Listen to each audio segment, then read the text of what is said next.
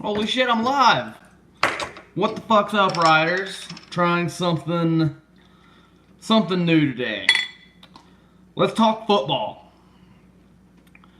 Most likely I'll just be talking to myself like a fucking idiot, but I'm hoping some of you do join me for this and ask me some stuff.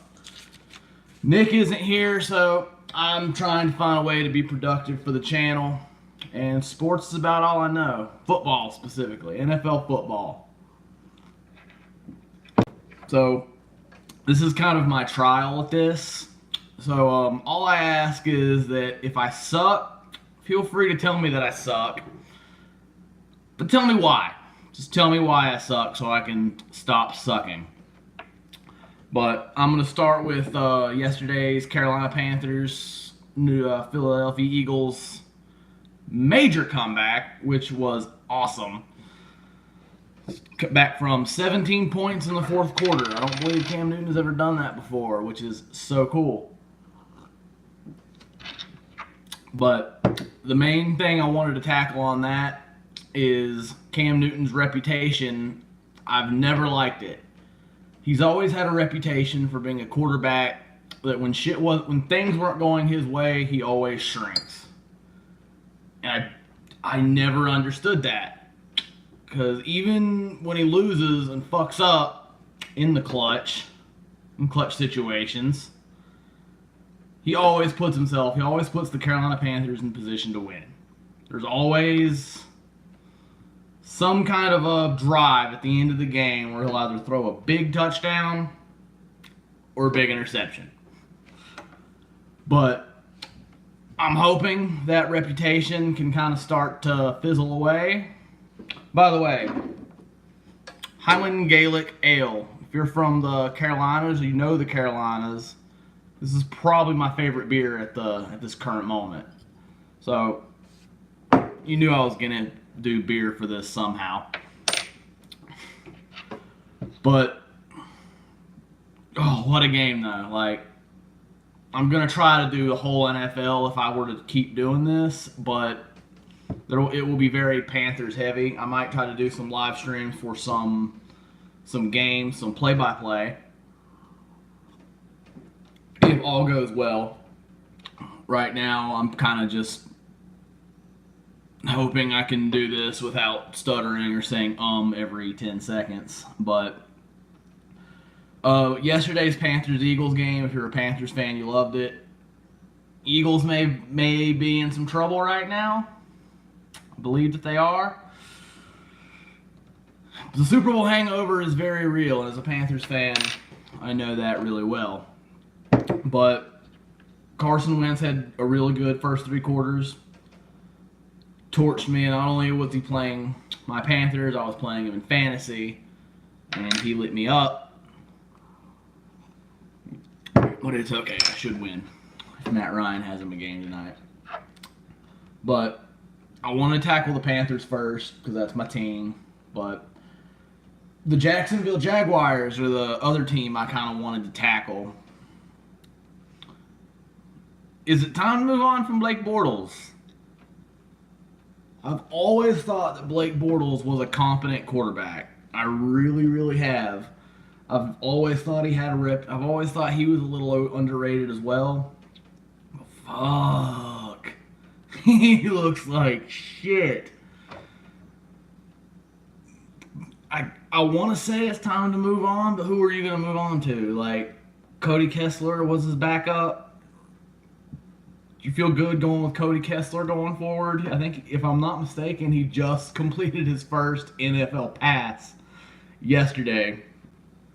Threw for a touchdown and interception, but as bad as Bortles has been, at least Bortles has had some moments. At least Bortles is good for a good game here and there.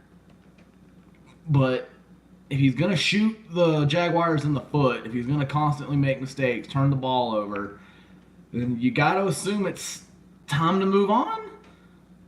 Like, I know it's the trade deadline. They already made a big splash with getting Carlos Hyde. I can't see the Jags.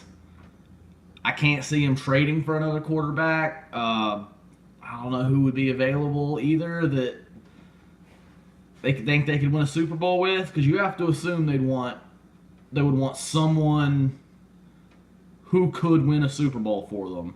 So they're not going to trade for a Brian Hoyer or a Tom Savage that isn't going to be any better than Bortles. They got you. Teddy Bridgewater, I don't know. I don't know if the Saints would be willing to give him up or what they would expect. But, like, it's easy to say move on from Bortles, but if you're a Jacksonville Jaguars fan, you're looking at the options. I know a lot of people say Kaepernick. I think Kaepernick is just too far removed from the game. Like, if it were last season, I would have said absolutely to Kaepernick. I think there were a dozen teams that should have signed Kaepernick. As a Panthers fan, I would not have hated having Kaepernick as Cam's backup. But I did not expect to talk about Colin Kaepernick. That just kind of happened, but I'll take it. But I think it's too late for Cap. I think he's been out of the league too long. And it's not like he's a Aaron Rodgers type of guy who you just think is going to come in and instantly start producing. He wasn't that good when he left. I don't think he's the answer in Jacksonville or anywhere. But it looks kind of like the Broncos after they went to the Super Bowl.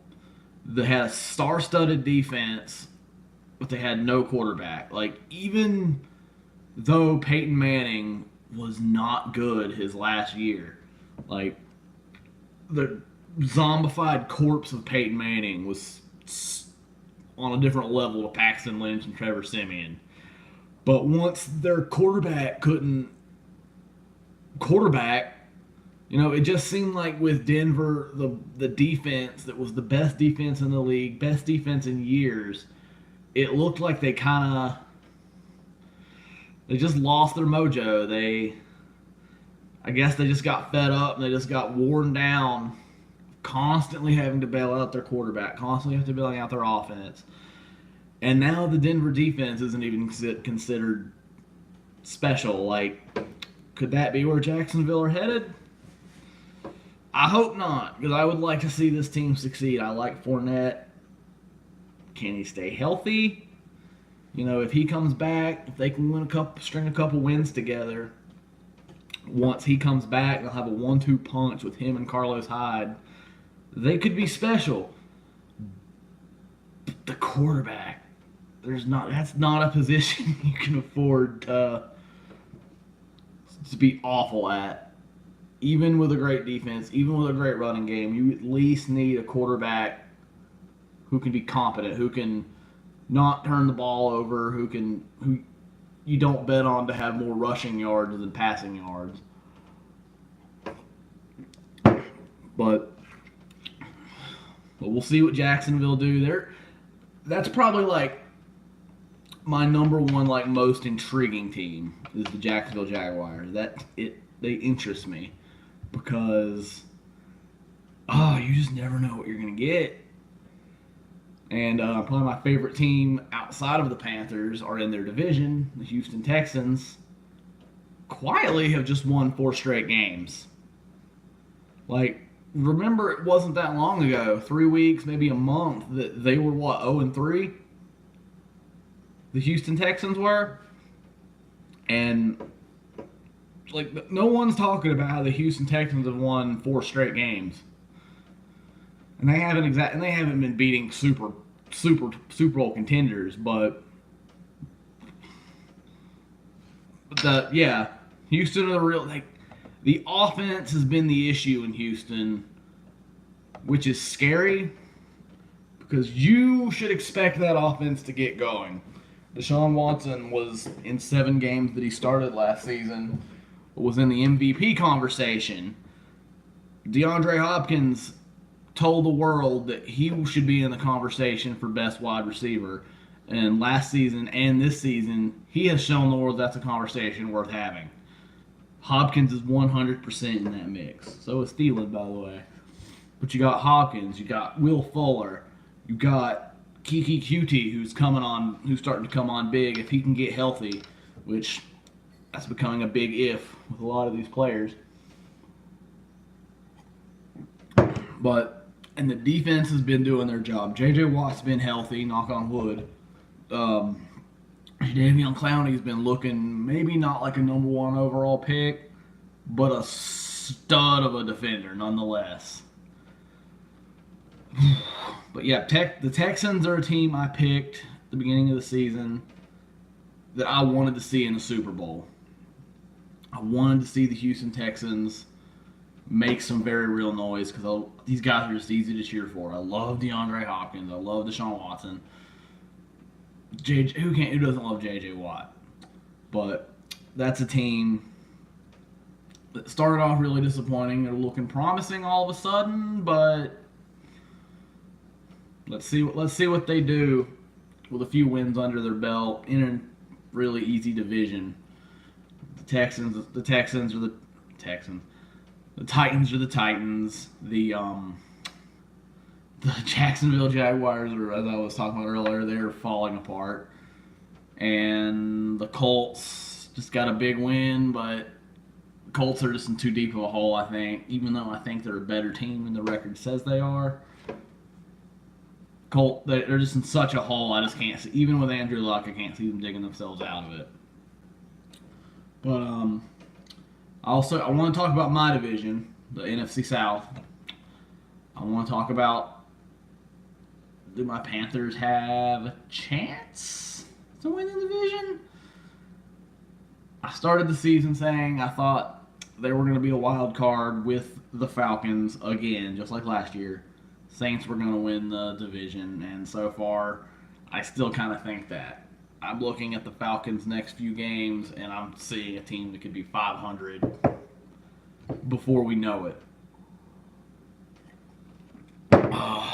But and Tampa Bay is 3-3. They got off to a 2-game winning streak because it was a fluke. Like, Tampa Bay need to start a rebuild. I'm gonna make this a pretty short stream since no one's here, which is fine. This is I just kind of wanted to do this to see what I'm good at, what I'm not. But if you do happen to watch this later, just tell me how I'm fucking up. Tell me what I'm doing wrong, because I know I'm not great at this right now. But I did want to touch on the Monday Night Football game tonight and make some predictions. Falcons, Giants. Obviously, I'm rooting for the Giants as a Panthers fan. I am not holding my breath. I think the Giants are a 1-5 team. They're a better team than 1-5, but I don't think they're a team that can get punched in the mouth like that and then respond well. I'm not high on Odell Beckham. I think he's a really good wide receiver, but I think he's just raw talent. I think he's going to end up being like Dez Bryant. I think he's going to play himself out of the league earlier than he should. Sterling Shepard's good, way well above average, but he's not scaring anybody. Eli Manning is Eli Manning. He's won 2 Super Bowls. Giants are going to remember him fondly. It's over. Like, Eli Manning should have retired. I'm not going to say the Giants should have drafted a quarterback, because Saquon has been a stud, but they need to address the quarterback situation, whether it's in free agency or trying to get they'll have a top draft pick next year. I don't know much about college football. I'm hearing that this group of quarterbacks isn't really the draft class you want to be tanking for, but generally there's at least 1 or 2, and it's looking like the Giants could very well get a top 2 to 3 pick, top 1 possibly. They might have the number 1 overall pick right now if the season were to end. I don't know, but I think they would. But if they can get a quarterback to go with Barkley, to go with Odell, to go with Sterling Shepard, the defense can play if the games matter, the defense can play. But you got to address the quarterback next year. This season, I think, has pretty much become a wash for the Giants. I'm not going to say they should tank, But if they lose games, if I'm a Giants fan, I'm not complaining. And the Falcons, I hate the Atlanta Falcons. Matt Ryan is my starting fantasy quarterback, and I hate that. But that offense, even without Devontae Freeman, with him being on IR, that offense scares the shit out of me. I think Julio's a top 3 wide receiver. I don't think that's even arguable. Whether it's DeAndre or Antonio or even, I don't know, Thielen. Maybe he isn't. Maybe top 3 or 4. But either way, he's in that elite class. Julio is in that top tier. Tevin Coleman, your number 2 running back. Really, he's a number 1 running back that was stuck being a number 2 running back.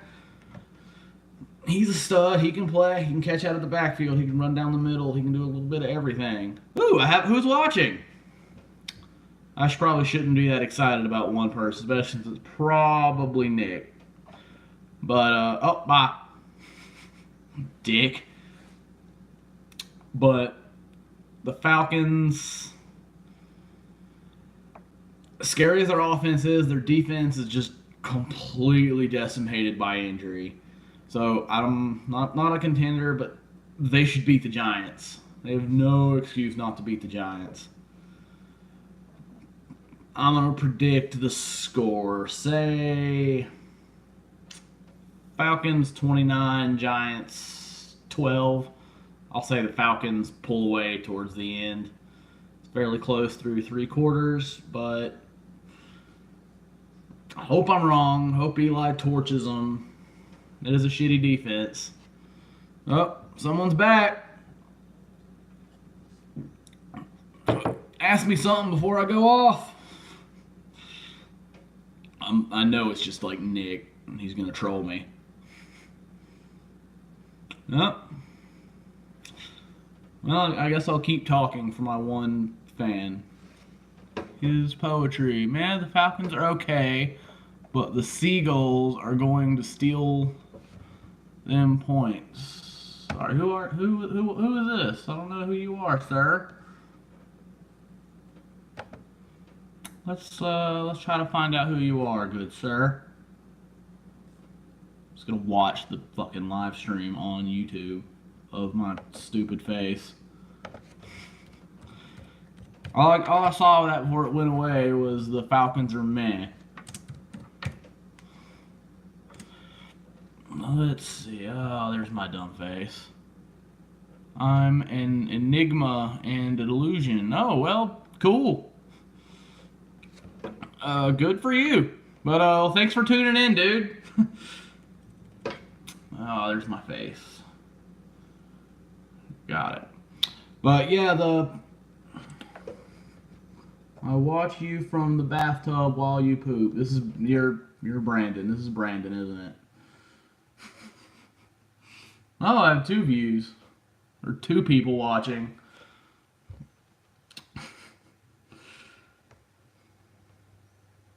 What's a Brandon? I don't know his poetry. I don't know what a Brandon is, but it's probably stupid. Well, I don't really know much to add to that, but I would prefer you to not do that. Who's this second person? Nick, I assume. If I'm lucky, it'll be Dwarven. Oh, I'm the second person. I'm a fucking idiot. Well, whether you're Brandon or not, I appreciate you tuning in. I'm going to go ahead and cut it short. There are no Nicks or Brandons. There probably shouldn't be. Those are stupid. But, check this out. Check this out later. I'd like to think I had some insightful shit to say. Something productive. Hopefully I'll be better at this and I can, number 1, have not such a ghetto ass setup. Number 2, just be better at talking on this. But anybody who watches this after I upload it, I appreciate it. Hopefully like Dwarven Kegger, probably Dustin. But thanks, guys.